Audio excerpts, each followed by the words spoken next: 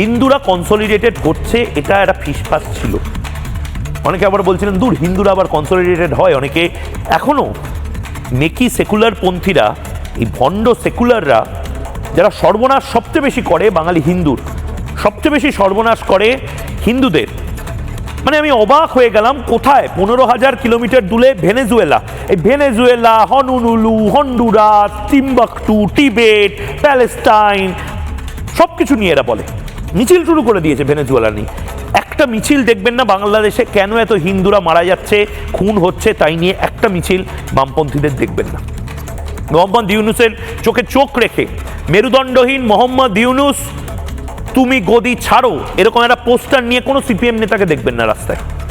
এই মুস্তাফিজুর হরিদাস পাল, তাকে আমরা চাই না। এখন কান্নাকাটি জুড়ে দিয়েছে বাংলাদেশ যে না কেন এরকম করলে, এই যে তোমরা রেখেছিলে ওকে, এত অপমান। আরে আমরা চাই না।